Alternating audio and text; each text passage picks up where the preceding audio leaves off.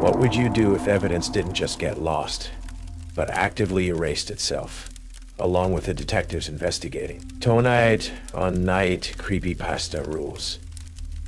The last detective on Chicago's night shift follows 3 bizarre rules, because something is stalking the halls, deleting more than just case files. Chicago bleeds secrets onto the wet pavement each night, a slick, anonymous ink washing down storm drains by morning. But in Precinct 13, some secrets don't just bleed, they get erased, starting with the detectives who look too close. My name is Kaito Tanaka, detective, Night Crime Patrol. And lately, the patrol's been easy to manage, roster-wise. There's just me. They don't call it the graveyard shift for nothing around here. One by one, the others transfer it out, retired early, or just stopped showing up. Burnout, they call it. Stress. Yeah, the job's stressful. Staring into the city's abyss, night after night, chips away at you. But in the 13th, especially on nights like this when the wind howls off Lake Michigan, rattling the precinct's old window frames, the abyss stares back. And sometimes, it reaches out. Captain Isabella Rossi called me into her office just as my shift started, the flickering fluorescent tubes overhead casting harsh shadows on her already tired face. She looked like she hadn't slept properly in weeks, which, given the circumstances, she probably hadn't. "Tanaka," she said, skipping the pleasantries, gesturing towards the visitor's chair I didn't take. "Got a new one for you." Domestic disturbance escalated. Possible homicide. Neighbors reported screaming, then silence. Addresses in the K-Town sector. Notes are uploading to your terminal. Standard ugly night work. But Rossi's eyes held an unusual tension. "Before you go," she continued, lowering her voice, leaning slightly over her desk, "we need to talk procedure. Again." She glanced towards her closed office door, as if checking for eavesdroppers. "You know internal affairs is breathing down our necks. Agent Marcus Cole. He's digging into the units, attrition rate, asking questions we don't have handbook answers for." She slid a worn, dog-eared index card across the desk. On it, typed in faded ink, were the 3 unofficial commandments of the 13th Precinct night shift. The real survival guide. Cole finds out about these operational anomalies, Rossi said, her voice barely a whisper. "He'll crucify us all. He sees black and white, procedure and protocol. He doesn't understand the gray areas this precinct operates in after dark. So you listen, Tanaka. You follow these rules like your life depends on it. Because it does, but they do not exist on paper. They never happened. Clear?" I nodded grimly, my eyes scanning the familiar, chilling text. "If a suspect's photo disappears from the evidence wall, don't redraw it. If you hear footsteps behind you in the archive, never turn around. If you find your own badge at a crime scene, don't pick it up. These aren't superstitions, Tanaka." Rossi insisted, seeing the look on my face. Maybe remembering how green I was when I first heard them from my predecessor, Detective Miller, shortly before he vanished. These are countermeasures learned the hard way, by people who aren't here anymore. Something in this building, in this city's dark spots. It reacts to evidence, to memory, to identity. These rules limit exposure. Exposure to what, Captain? I asked, though I already knew the answer wasn't something she could, or would, articulate. "Exposure to Cole." She snapped back immediately, deflecting. "And exposure to whatever makes good cops lose time, lose evidence, lose themselves. Just follow them." She opened a desk drawer and pulled out a cheap, anonymous burner phone, sliding it across the desk next to the card. "Log your regular reports through official channels. Cole will be monitoring those. But if one of these protocol events occurs," she tapped the index card, "or if you find anything related to Miller's last case, or anything else that feels off the books dangerous, you report it only to me, only on this." Standard radio silence otherwise. Cole hears nothing. The weight of the small phone felt immense in my hand, a direct line for secrets and anomalies, bypassing the very system I worked for. because the system itself couldn't be trusted, either with the truth or with the investigation breathing down its neck. "One more thing," Rossi said as I turned to leave. "Be careful out there. This K-Town address. It's only a few blocks from where Miller was last seen before his car was found empty. Just another coincidence, I was sure. They always started as coincidences. Hitting the street, the cold Chicago wind biting in my face, felt like stepping from one kind of pressure cooker into another. The city spread out before me, a million flickering lights hiding a million potential crimes. But tonight, the usual threats felt mundane. My real worry wasn't the gangs or the dealers. It was the empty spaces on evidence boards, the echoes in silent archives, the reflection in a rain-slicked alley that might show the wrong badge pinned to my chest. And now, it was also Agent Marcus Cole, the man from IA who thought he was hunting corruption, when the real rot in Precinct 13 went bone deep into the very fabric of memory and existence. The night stretched ahead, long and full of teeth. Long and full of teeth. Okay, here are chapters 2, 3, and 4 of the Eraser Protocol. Continuing Kaito Tanaka's investigation under the watchful eye of Agent Cole and the growing threat of the Eraser. The K-Town homicide scene was a symphony of wrongness. A small apartment above a laundromat, stale air thick with the coppery tang of blood and something else. Something sharp and ozonic like static discharge. The victim was there. Yes, brutally murdered, but the scene felt curated. Too clean in places, almost obsessively wiped down. Yet other areas were inexplicably untouched. No forced entry. No obvious motive. No identifying documents anywhere on the premises. Victim seemingly erased before he was killed. I spent hours there. The city's distant sirens, a mournful counterpoint to the precinct's crackling radio chatter in my ear. Every shadow seeming deeper than it should be. There was a coldness here that had nothing to do with the drafty windows. I bagged what little evidence there was, feeling a growing unease. This felt less like a crime of passion and more like a deletion. Back at Precinct 13, the fluorescent lights hummed their incessant, indifferent tune. I pinned the sparse crime scene photos and preliminary notes to my designated section of the massive corkboard evidence wall that dominated one side of the squad room. A chaotic tapestry of Chicago's nightly despair. I included a grainy photo of the victim, pulled from a neighbor's security camera hours before the estimated time of death. The only known image.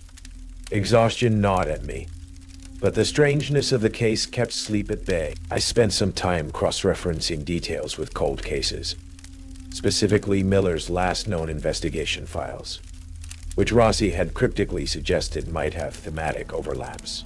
The next night, I came in to find it, the photo of the K-Town victim, gone. Just an empty space on the corkboard between my hastily scrawled notes, the pins still there as if the photo had simply evaporated. Rule 1. If a suspect's photo disappears from the evidence wall, don't redraw it. My stomach clenched. It wasn't a suspect photo, but close enough. This was it starting, the Eraser's calling card. I took a deep breath, forced myself to look away, grabbed my coffee, and logged into my terminal, pretending I hadn't noticed. Then the pristine, polished shoes appeared beside my desk. Agent Marcus Cole, Internal Affairs. Tall, sharp suit, sharper eyes that seemed to catalog every speck of dust, every flicker of unease. He hadn't called ahead. Detective Tanaka. His voice was clipped, precise. Let's discuss evidence handling procedures. Specifically, regarding missing items from active case boards. He gestured towards the damningly empty space on my wall. Files get moved, Agent Cole, I said, keeping my voice carefully neutral, meeting his gaze, cross-referencing lab requests. No request was filed for that photo. Cole cut me off smoothly. No one else accessed this board since you pinned it last night. Standard procedure dictates immediate reporting of missing evidence. I was reviewing protocols, confirming correct procedure before filing. I lied, hating the way it sounded even to myself. Cole's expression didn't change, but his eyes hardened. See that you do. Promptly, he lingered for a moment, his gaze sweeping over my desk, my terminal, before turning abruptly. I'll be reviewing all precinct evidence logs for the past year. Expect further inquiries. He walked away, leaving a chill in his wake that had nothing to do with the building's draftiness. The encounter left me rattled. I needed context. I headed down to the echoing basement, to records and archives, the kingdom of Art Flanagan. Art was hunched over a mountain of brittle folders, the air thick with the smell of decaying paper and dust. Art, I said, keeping my voice low. Precinct history. Ever heard about photos just vanishing from evidence boards? Art looked up, pushing his thick glasses up his nose.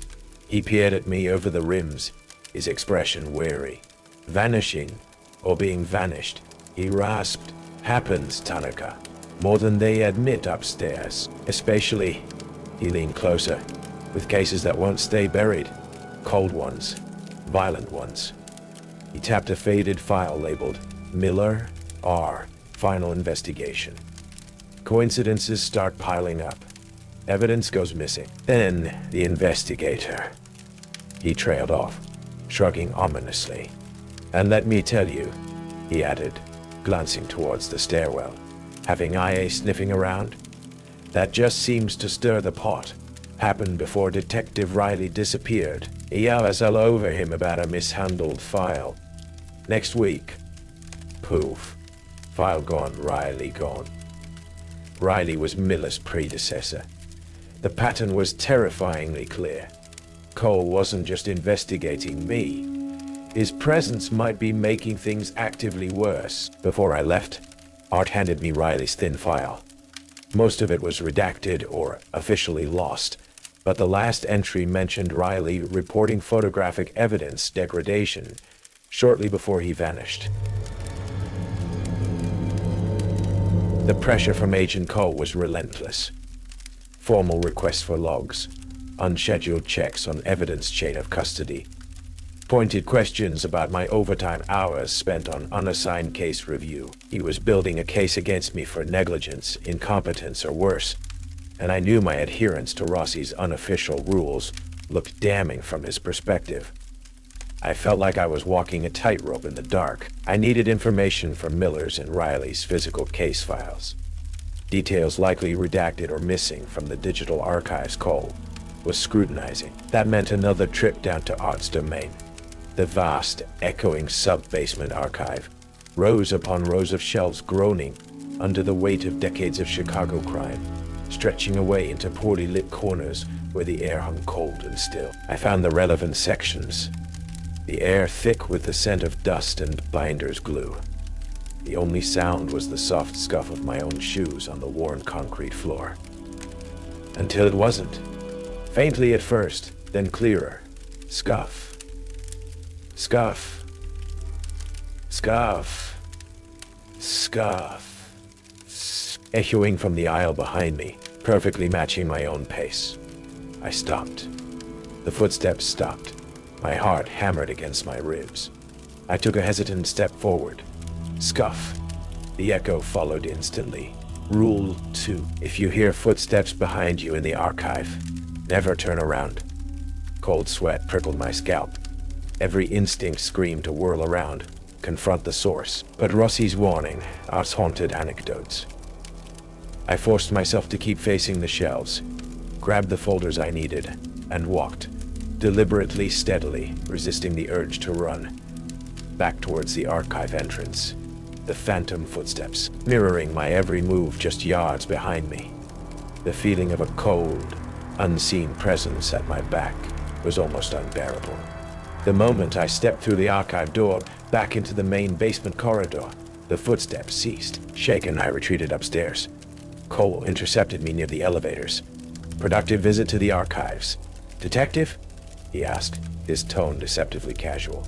You spend a significant amount of time down there off hours, following up cold case leads, Agent. As per department directives, I replied stonily. Of course, he said, a thin smile touching his lips. Just ensuring proper procedure is followed. Wouldn't want anything else to go missing there. I was catching a report of a B&E with Officer Sophia Reyes, a rookie still learning the ropes. Her presence a small island of uncomplicated normalcy. As we cleared the apartment, a floorboard creaked loudly on the floor above us. Though the unit was supposedly empty, Reyes jumped, hand flying to her sidearm. I felt it too. A sudden drop in temperature, the hair on my arms rising. Building settling, I said quickly, maybe too quickly, steering her towards the exit. Back in the squad car, she looked at me, frowning slightly. Detective, is everything okay? You seem tense. And Agent Cole earlier? You seem tense. And Agent Cole earlier? He was really grilling you back at the precinct. Her concern was genuine, making the secrets I was keeping feel even heavier. I confided in Art later, telling him about the footsteps. He just nodded grimly. The archive is the hardwood, Tanaka. Where the memories are thickest, the eraser. It likes to walk the aisles, browse the collection. He pointed to one of Cole's newly installed motion-activated cameras high on the archive wall. And those things, they're like dinner bells to it. All that electronic focus draws attention, makes the echoes louder. He pulled out a schematic. Old building. There are service tunnels down there Cole doesn't know about. Might be useful if you need to move unseen. He slid the rolled up schematic across the table. A silent offer of help, or perhaps a nudge towards a necessary confrontation. The walls felt like they were closing in. Cole submitted a formal request to Captain Rossi for my immediate suspension, pending a full investigation, citing mishandled evidence, procedural irregularities, and observed instability. Rossi caught between Ia Pressure and whatever she knew about the precinct's reality. Bought me time. 48 hours, she said, citing staffing shortages. But the clock was ticking loudly now. I needed definitive proof of the eraser. Something even Cole couldn't dismiss as incompetence or insanity. Art Flanagan came through, cross-referencing old case files with property records. He found a potential link, a string of unsolved disappearances and violent deaths over decades, all connected to properties once owned by a shadowy defunct occult society rumored to have operated out of the building demolished to make way for Precinct 13. Their symbol, he noted, sometimes appeared faintly at scenes just before evidence or witnesses vanished. He gave me the address of their last known meeting place, now a derelict meatpacking warehouse down by the stockyards, cautioning me it was tied to Miller's and Riley's final investigations. Rossi had, predictably, assigned me a wellness check at an adjacent address tonight. A setup, almost certainly. The warehouse was a carcass picked clean by time and neglect, smelling of decay, stagnant water, and something else metallic and wrong. Rain lashed against the broken skylights. Inside, the scene was brutal, recent. Signs of a struggle, blood splatters painting grim patterns on the grimy concrete, but no body. And the place felt active. Cold spots drifted like unseen entities. Whispers echoed just beyond hearing, and the air vibrated with a low thrumming energy. I did a methodical sweep, my service weapon feeling inadequate, my senses on high alert. Then I saw it, partially hidden under a loose, bloodstained floorboard near the center of the main processing floor. A glint of metal. I knelt, aimed my flashlight. My blood turned to ice water. It was my shield, my detective badge, star number 714. Tarnished, dirt-caked, radiating an impossible, bone-deep cold. Rule 3. If you find your own badge at a crime scene, don't pick it up. I recoiled as if burned, scrambling backward, my breath catching in my throat. It wasn't just a warning anymore. It wasn't just targeting evidence or memories. It was targeting me, marking me for erasure. This was the final stage. I pulled out the burner phone Rossi had given me, hands shaking, and photographed the badge under the floorboard, documenting its presence without touching it. Headlights swept across the warehouse entrance. Agent Cole, flanked by 2 uniformed officers, one of whom my heart sank was Officer Reyes, looking nervous. Cole must have tracked the burner, or Rossi had tipped him off. Tanaka!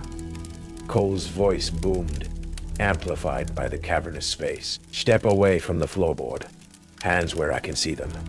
You're coming with us. He saw the scene, saw me near the floorboard, and his face hardened with grim certainty. He thought he caught me red-handed, planting or tampering with evidence at another bizarre crime scene. Agent, listen to me. I yelled back, keeping my hands raised slowly. There's something wrong here. Look, I gestured towards the floorboard with my head. Cole cautiously approached, flashlight beam landing on the badge. He frowned, then his eyes widened slightly as he presumably recognized the star number. He looked back at me, suspicion warring with confusion, then back at the badge. What the hell is this, Tanaka? Planting your own shield. I didn't plant it. I just found it. It's part of whatever happened here. Whatever's been happening back at the precinct. As Cole stared at the badge, trying to process the impossibility, I risked glancing at the burner phone screen in my hand, where I'd just taken the photo. The image was still there, but the badge within the photo, it was visibly fading, the details blurring, the metal seeming to dissolve into the digital noise even as I watched. The eraser was working, right here, right now, confirming its mark on me, and Cole was walking right into the middle of it. This ends now, Tanaka. Agent Cole's voice was tight with conviction, overriding the howl of the wind through the warehouse's broken panes. He believed he had his man. The tarnished badge under the floorboard. My presence here. My procedural irregularities. It all added up in his neat, logical ledger. You're coming in. Reyes Thompson. Secure the detective. Officer Reyes hesitated, her eyes wide, darting between me, Cole, and the generally unsettling atmosphere of the slaughterhouse floor. The other uniformed officer, Thompson, moved forward cautiously. Agent, listen, listen, I yelled, keeping my hands visible, my gaze flicking between Cole and the spot where I had photographed my own impossible badge. This place, the precinct, it's compromised. That badge isn't mine. Not really. It's a sign. A target. Save it. Cole snapped. Move, officers. As Thompson took another step, it began. Not with a bang, but a chilling absence. On the far wall, where I'd earlier tacked up preliminary crime scene photos, the images abruptly vanished. Not falling down, just gone, leaving empty rectangles on the grimy brickwork. Rule 1, happening right now. What the? Thompson stopped, staring at the wall. Reyes gasped. Cole frowned, momentarily distracted. Faulty adhesive, ignore it. Secure, Tanaka. Then came the footsteps. Scuff. Scuff. Scuff. Echoing distinct, seeming to come from the empty, cavernous spaces above us. Then behind us, then suddenly right beside us, though nothing was there. Rule 2. Reyes spun around, weapon half drawn. Thompson froze. Cole looked bewildered, then angry. Stop playing games, Tanaka. Who else is in here? No one, I shouted back, forcing myself not to turn towards the circling, invisible footsteps. It's this place, the eraser, and then the radios. Cole's, Reyes, Thompson's, my own backup unit, erupted in a unified blast of white noise, quickly resolving into layered, distorted voices. Whispering, calling names, reversed. Celo si sukran C-E-R-I-os. Sniknai Otiak. My name was loudest, sharpest, a psychic drill boring into my skull. Rule 3. I instinctively slapped my hand over my mouth and nose, holding my breath, eyes squeezed shut against the assault. But the others, they weren't prepared. Reyes cried out, stumbling back, clutching her head. Thompson fumbled with his radio, yelling incoherently. Cole looked stunned, grabbing his ears, his face paling rapidly as the impossible sounds bypassed procedure and clawed directly at his rational mind. The eraser, provoked by the confrontation, the electronics, the focus on its marked target, was fully manifesting its influence. Lights flickered and popped overhead, plunging sections of the warehouse into deeper shadow. The metallic tang in the air intensified, mixed with the scent of ozone. Small objects, loose bricks, discarded tools, began to rattle and skid across the floor. Illusory copies of my tarnished badge seemed to glint from multiple dark corners, mocking, inviting. Through the chaos, Cole, white-faced but furious, finally seemed to grasp something was terribly wrong, but directed his anger, his need for control, at me. This is you. Some kind of frequency device. Confess, Tanaka. He lunged, trying to tackle me, to restrain me while I was still fighting for breath. Unable to speak, I shoved him off balance, finally gasping for air, as the reverse name chant momentarily subsided in my own head, though it still echoed around the room. It's not me, you idiot. It's what Rossi's been hiding. It feeds on this. As Cole staggered, his eyes fell on his own service weapon holstered at his hip. He stared at it. Then he looked down at his chest, where his own IR shield should have been pinned. His hand flew to the spot. His face went slack with utter disbelief and dawning horror. The badge wasn't there. It had simply vanished from his suit jacket. An impossibility, undeniable. The eraser wasn't just targeting me anymore. It was tasting him. In that moment of stunned realization, Cole was vulnerable. The disembodied footsteps circled him rapidly.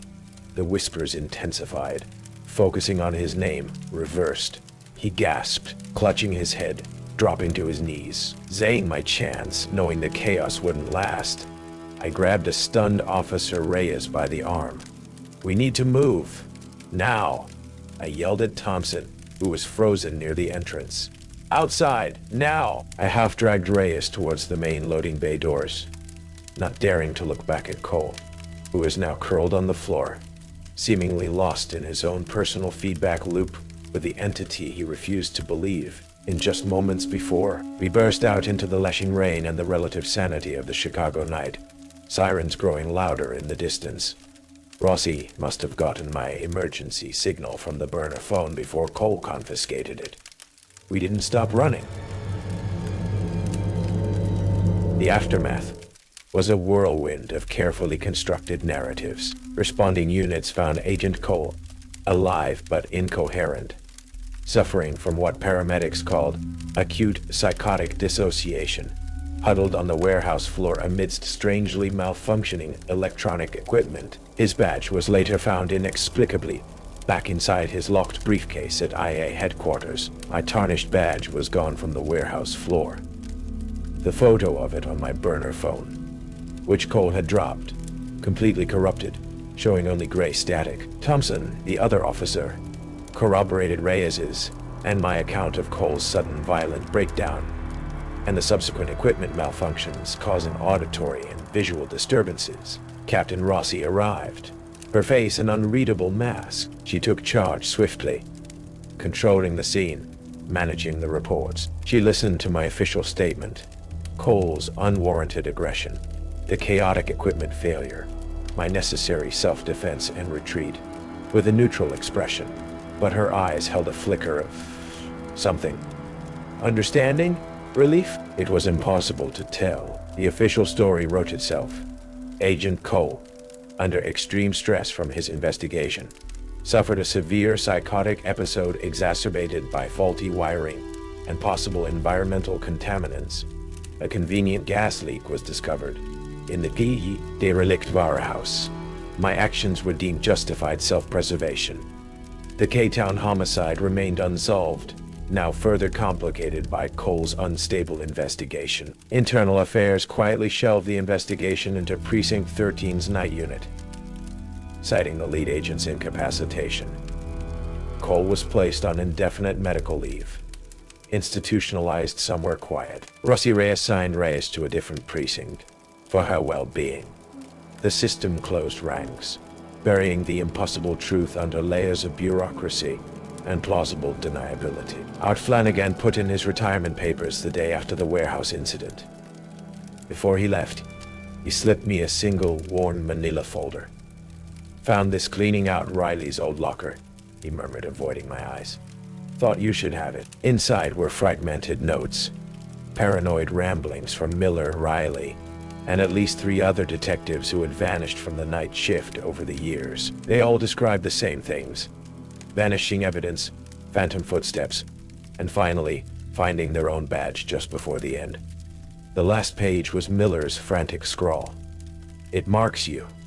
Once you see the badge, it never stops looking. Rossi knows. She watches." The confirmation was cold comfort. I had survived the climax, exposed Rossi's likely complicity, at least to myself and Art, and inadvertently stopped Cole. But the eraser wasn't caught. It wasn't defeated. It was just quiet again, waiting.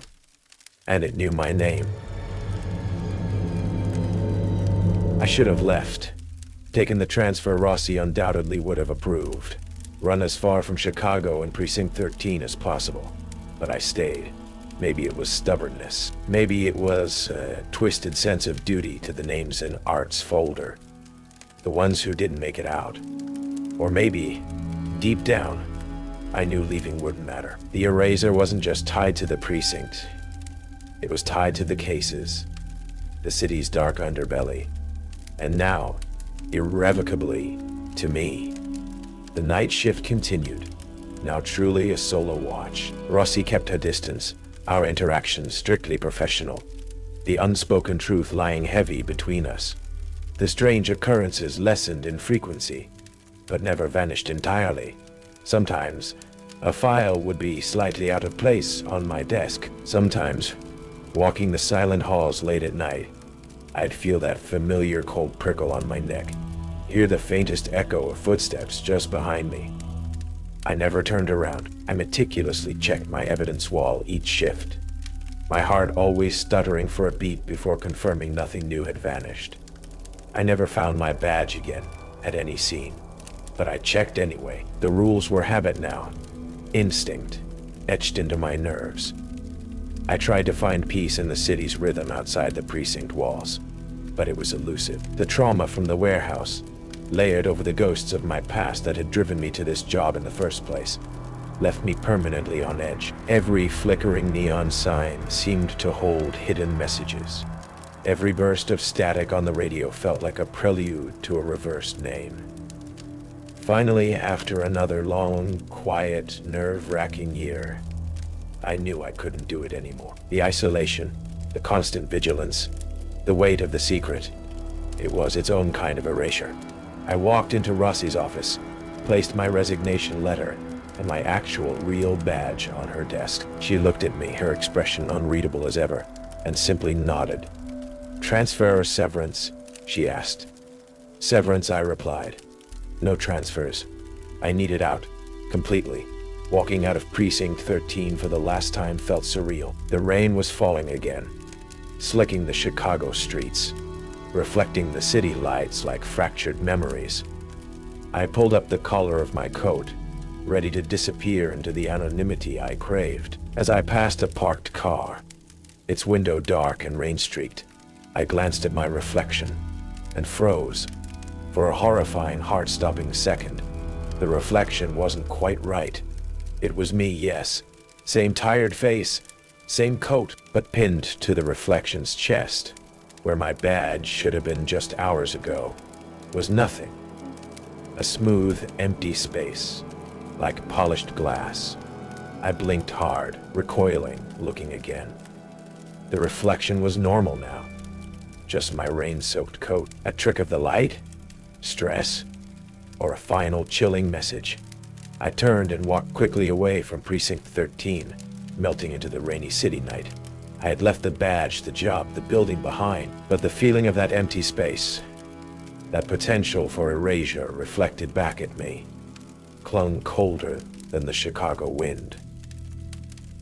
I was out, but I had a terrifying feeling the eraser wasn't finished with me yet. Some cases never close. Kaito walked away from Precinct 13, but saw his own potential erasure reflected back at him. If this chilling case file gave you the creeps, hit like, share, and subscribe to Night Creepypasta Rules. Some cases never truly close.